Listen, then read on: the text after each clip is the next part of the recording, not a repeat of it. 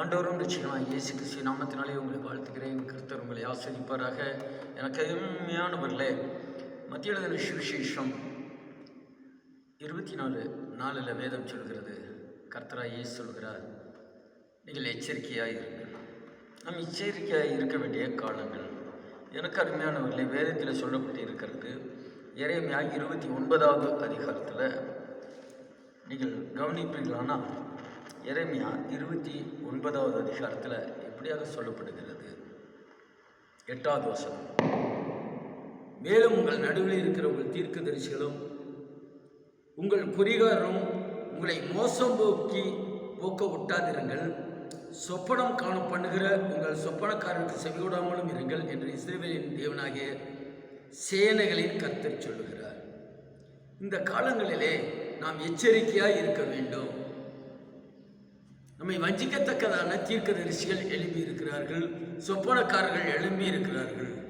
இதை நீங்கள் நம்பாதீர்கள் என்று கர்த்தராகிய இயேசு எரேமியா தீர்க்கதரிசியின் மூலமாய் சொல்லுகிறார். எனக்கு அருமையானவர்களே, கர்த்தர் நாம மகிமைப்படுவதாக. இதே போல கர்த்தருடைய நாம மகிமைக்காக இன்னொரு வசனம் சொல்லுகிறது. நாம் உபாகமத்திலே வாசிப்போமானால், உபாகமம் 13வது அதிகாரம் 1-3 வரையில் வாசிப்போமானால், நான் வாசிக்கிறேன், கவனியுங்கள். உங்களுக்குள்ளே ஒரு தீர்க்கதரிசியாகிலும் சொப்பனக்காரனாகிலும் எழுப்பி நீங்கள் அறியாத வேறே தேவர்களை பின்பற்றி அவர்களை சேவிப்போம் வார்கள் என்று சொல்லி உங்களுக்கு ஒரு அடையாளத்தையும் அற்புதத்தையும் காண்பிப்பேன் என்று குறிப்பாய் சொன்னாலும், அவன் சொன்ன அடையாளமும் அற்புதமும் நடந்தாலும், அந்த தீர்க்கதரிசியாகிலும் அந்த சொப்பனக்காரனாகிலும் சொல்லுகிறவர்களை கேளாதிருப்பீர்களாக.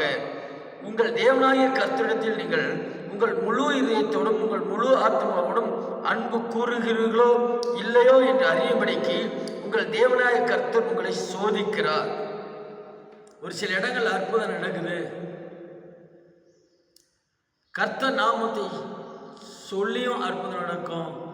சில விக்கிரக கிரியைகளினாலும் அற்புதம் நடக்கிறது. அதைத்தான் எரேமியா மூலமாய் கர்த்தர் சொல்லுகிறார்.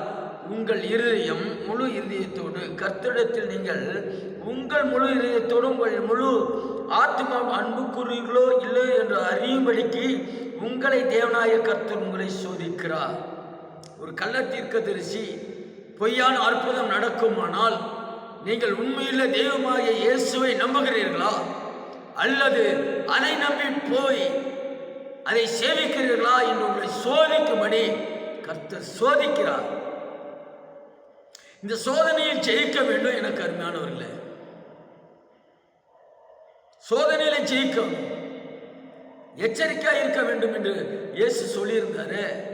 இந்த கள்ள தீர்க்கதரிசிகளையும் கள்ள உபதேசங்களையும் கள்ளத்தனமாய் செய்கிற அற்புதங்களும் இதை பார்த்து நாம் ஆராய்ந்து பார்த்து தேவநாம மகிமைக்காக அதை ஆராய்ந்து பார்த்து முழு இதயத்தோடு கர்த்தரை சேவிக்க வேண்டும் என்று கர்த்தர் விரும்புகிறார். நீங்கள் முழு இதயத்தோடு சேவிக்கிறீர்களா இல்லையா என்பதற்காக சோதிப்பதற்காக ஒரு சில இடங்களிலே பொய்யான அற்புதங்கள், பொய்யான தீர்க்க தரிசனங்கள், பொய்யான விடுதலை, இவைகள் உங்களை சோதிக்கப்படும்படியாய் கர்த்தர் அனுமதித்திருக்கிறார். நாம் ஆராய்ந்து பார்த்து கர்த்தர் செய்கிற அற்புதங்களையோ அடையாளங்களையோ அவர் கொடுக்கிற விடுதலையோ ரட்சிப்பையோ சோதித்து பார்க்க வேண்டும். அதுதான் கர்த்தர் இங்கே வேதத்தில் சொல்லப்படுகிறது. எனக்கு அருமையானவர்களே, எனவே நாம் எச்சரிக்கையாக இருக்க வேண்டும். இந்த காலத்திலே எச்சரிக்கையாக இல்லாவிட்டால் நம்மை சத்துருவானவன் விழுங்கி போடுவான். யாரை விழுங்கலாம் என்று கெர்ச்சுகிற சிங்கம் போல் அலைகிற இந்த பிசாசானவன் நாம் எச்சரிக்கையாய் இல்லாதபடியாய் தெளிந்த புத்தி உள்ளவர்களாய் இல்லாதபடியாய் இருப்போமானால் நம்மை விழுங்கி விடுவானே. எனக்கு அருமையானவர்களே, கர்த்தர் நாம மகிமைப்படுவதாக. இதிலே பாருங்க, எரேமியா 27வது அதிகாரத்தில் 14-15 உங்களுக்காக வாசிக்கிறேன். கர்த்தர் நல்லவராக இருக்கிறார். எனக்கு அருமையானவர்களே, அதிலேயும் இதுதான் கள்ள தீர்க்கதரிசி பொய் தீர்க்க தரிசனத்தை குறித்து தான் சொல்லப்படுகிறது. எனக்கு அருமையானவர்களே, 27வது அதிகாரம் 14-15 வசனம் எரேமியால இப்படியாக எழுதப்பட்டு இருக்கிறது. நான் வாசிக்கிறேன் பாருங்கள். நீங்கள் பாபிலோன் ராஜாவை செவிப்பதில்லை என்று உங்களுடனே சொல்லுகிற தீர்க்கதரிசிகளின் வார்த்தைகளை கேளாதீர்கள். அவர்கள் உங்களுக்கு பொய்யான தீர்க்கதரிசனம் சொல்கிறார்கள். நான் அவர்களை அனுப்பினதில்லை. நான் உங்களை துரத்தி விடுகிறதற்கும் நீங்களும் உங்களுக்கு தீர்க்கதரிசனம் சொல்கிற தீர்க்கதரிசிகளும் அழிந்து போகிறதற்கும் அல்லவோ இவர்கள் என் நாமத்தை சொல்லி பொய்யான தீர்க்கதரிசனம் உரைக்கிறார்கள் என்று கர்த்தர் சொல்லுகிறார் என்றேன். எனக்கு அருமையானவர்களே, பொய்யான தீர்க்கதரிசிகளும் அதை நம்பி போகிறவர்களும் அழிவதற்காக அந்த பொய்யான தீர்க்கதரிசி உண்டாயிருக்கிறதா? எனவே நாம் ஏன் அழிய வேண்டும்? மெய்யான கர்த்தராகிய இயேசு கிறிஸ்து எச்சரிக்கையா இருங்கள் என்று சொல்லப்பட்ட வசனத்தின்படி நம்முடைய வாழ்க்கையிலே பரிசுத்த ஆவியானவரை பெற்றுக்கொண்டு தெளிந்த புத்தியுள்ளவர்களாய் ஆராய்ந்து பார்த்து நற்குணசாலிகளாய் நாம் நம்முடைய வசனத்துக்கு கீழ்ப்படிந்து பொய்யான தீர்க்கதரிசனத்துக்கு எச்சரிக்கையாய் இருக்க வேண்டும். ஆவியின் அனுபவம் உள்ளவர்கள் கள்ள தீர்க்கதரிசனம் எது, கள்ள உபதேசம் எது, கள்ளத்தனமான காரியங்கள் எது என்று ஆராய்ந்து பார்க்க முடியும்.